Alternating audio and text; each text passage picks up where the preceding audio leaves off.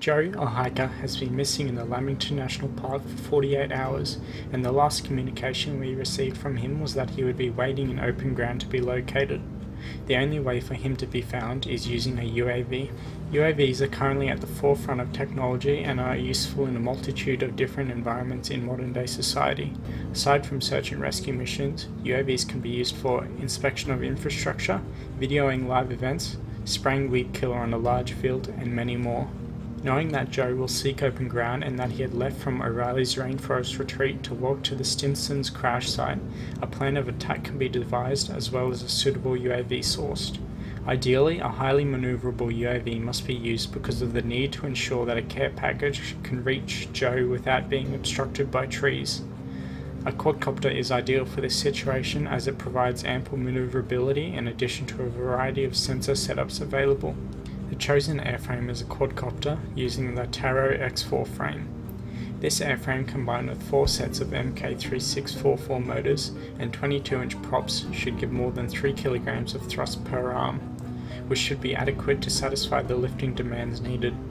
In addition, this should give a speed of approximately 16 meters per second. To power this, a hydrogen fuel cell has been chosen.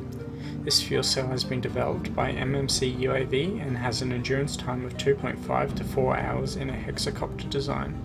A Workswell wireless camera mounted on a Storm Pro 3 gimbal is used to capture infrared and visible spectrum photos to be processed on board for spotting Joe. The mission starts with a vertical takeoff from O'Reilly's farm. It was decided that a search path that mirrored the walking track, with the UAV flying 100 meters AGL, would be ideal for finding Joe. The UAV follows this path, searching with the camera until it spots an infrared signal that would likely be Joe, before confirming with the ground team. After confirmation, the UAV will then maneuver to a ground position near Joe before dropping the package with supplies. After the package has been dropped, the UAV will fly back to the farm before performing a vertical landing. Testing the UAV is an important step in this mission. Each component of the UAV must be tested in different scenarios to make certain no failures occur. After this, an integrated version of this system must be tested to ensure a fully working system.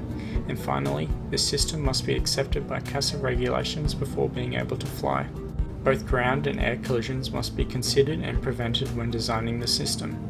Consequences of both collision types can be lessened by comprehensive design of the mission and systems before the mission takes place. This includes mitigations such as adhering to strict regulations, preparing containment procedures, and designing the mission and system to minimize risk. Thank you for watching.